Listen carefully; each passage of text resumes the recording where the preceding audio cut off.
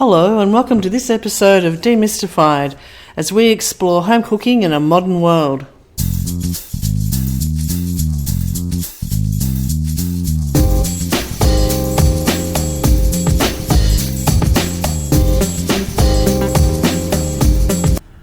Welcome to this episode of Demystified as Joel and Linda look at current trends in combi steam and steam ovens and also discuss some of the changes since cooking with steam started.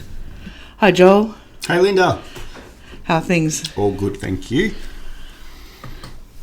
The last few days we've been out and about looking at different retail stores, and it's been really interesting looking at the new models and the variety of combi steam and steam ovens. And one of the things I'd love to share today is the changes that have happened since we started cooking with steam. Now, general observations. Man, I guess for me, the biggest thing, the biggest thing that was apparent in recent run around, check out what's going on at a retail level, is just the sheer number of different types of steam ovens that exist across all of the companies these days. It seems that every manufacturer's got multiple steam ovens in their range, and the quality of the appliances these days is just gobsmacking, to be honest. Well, all those years ago when we first started cooking with steam, and as you know, our combi steam oven has a non-digital display. It has two little knobs that one tells you what function you're on and the other one kind of in the vague vicinity of some sort of temperature, which is why I always smile when we see some of the queries that we have about the precise temperature that food needs to be at, because I know that in our oven, where Paul's done most of the cooking, it's not precise at all, but it still gives you an amazing result. But when you compare that to the ovens that we've had in our production kitchen, the modern ovens and high, I guess, premium brand quality ovens and so on that do exist in our production kitchen, it's they're poles apart in terms of the advancements in the way the ovens work these days compared to even 5 or 6 years ago. Well, I think our oven's 8 years old. Wow. And one of the original ones. And I know that, Paul's always commented about how it cooks really at a higher temperature in the back left-hand corner. And I think the modern ovens, certainly the ones we've had in our test kitchen, have certainly nailed that. They're much more even in their distribution. I think there's still probably a little bit of that goes on. I see a few posts on social media where people talk about hot spots in the back. Again, same thing. Top sort of back left-hand corner or bottom right-hand corner towards the rear of the oven cavity. And so I think it still goes on, but certainly not as much as it used to. Well, I know. One of the things that we've looked at when we've been out and about is the number of the digital displays, and how when we're talking to a lot of the salespeople, they really focus not so much on what you can cook and how, but the presets, which I'm always a little bit interested in, because I tend to not use the presets, and I think I might have discussed this before in an earlier podcast, that our presets, as the oven is so old, they weren't that accurate, and some of the time that the manufacturer suggested we use for cooking vegetables and making our packet cake mix were just ridiculous. Yeah.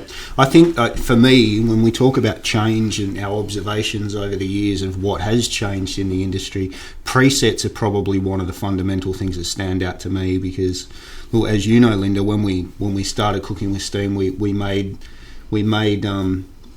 a firm decision that we would never pop a recipe up that relied on any preset whatsoever, for the purpose that we wanted to make sure that cooking with steam was about time and temperature and cooking of your own accord.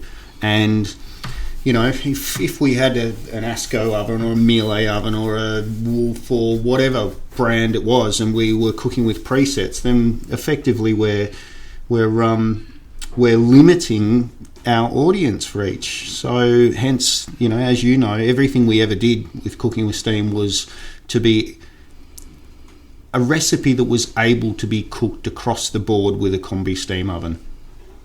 And I think one of the things that I've noticed these days is that there's definitely been an unbelievable amount of R&D go into fine-tuning recipe presets on ovens so that they are dependable nowadays. They're reliable, and they're a huge selling point, massive selling point. And I imagine, well, then it's not something that Doug or I, my husband, who does a lot of the cooking these days at home, would probably use.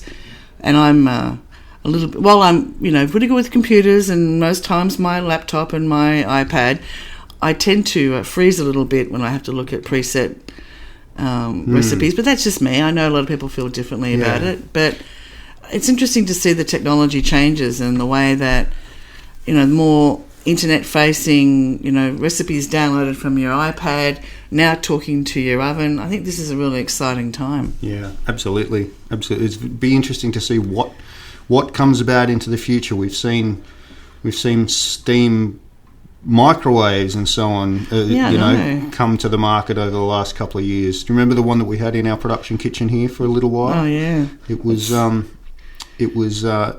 unusual to use at first, that's for sure. But well, I must say, we sort of basically stopped using our microwave all those years ago when we got our combi steam oven, and to think that technology, hasn't died off, but is now back with a vengeance, and combi steam, microwave, steam oven situation. And I think the only thing we use our microwave for is to heat up the wheat bags when the kids have got a stiff neck or something or other. I know Paul was very interested in it when he was first doing some test recipes in it, and I was a little bit hesitant about it, particularly putting how you'd use the microwave feature, but it was interesting, wasn't it? Yeah, definitely. And how things have changed.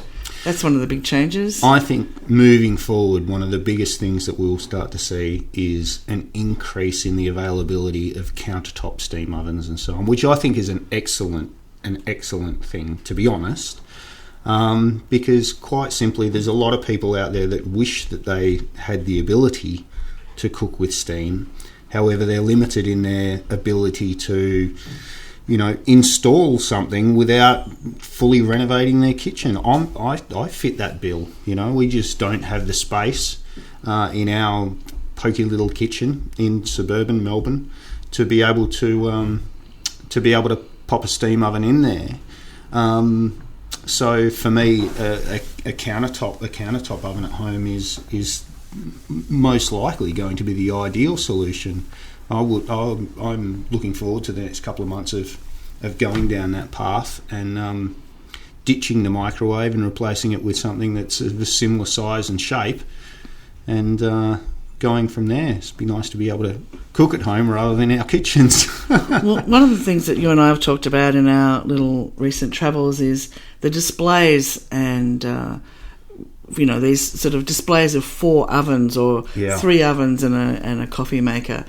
And you and I both live in, and so does Paul for that matter, live in, Victorian suburban houses in a city. And so the 3 of us don't have that much space. Even renovated, our house has a fairly small area. We're still in a really small Californian bungalow. Yeah. And there's just no way.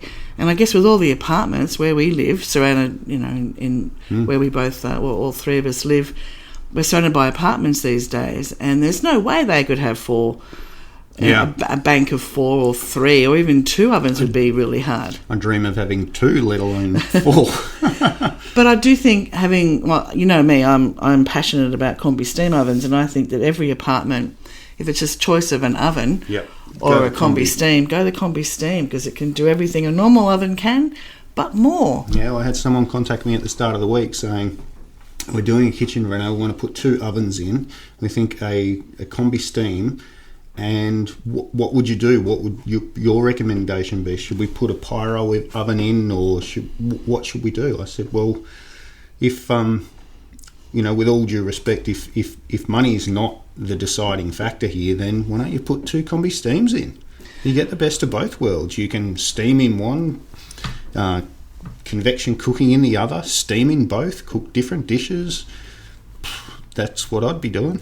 I think Yeah, I now that I've had one, my bottom oven is really the overflow, and I really wish at times I had a big 60 centimetre combi steam for the way we cook now. And definitely when we replace these ovens and our combi steam has done its work, it's certainly been pushed hard over the years, and it's still going along. It's still perfectly fine. It's just a little bit tatty, I think, around the edges, and I think I'm sick of replacing those seals and the rubber ring in the well. But yeah, I think definitely in future I couldn't see buying anything but a combi steam. Or and two. Even and definitely, well, now that we've renovated to create space for two, but after having one, and our friends who live in apartments, it would be great for them, because it is, even just the steam function, the low temperature cooking, you can do so much with it. Best of both worlds for sure.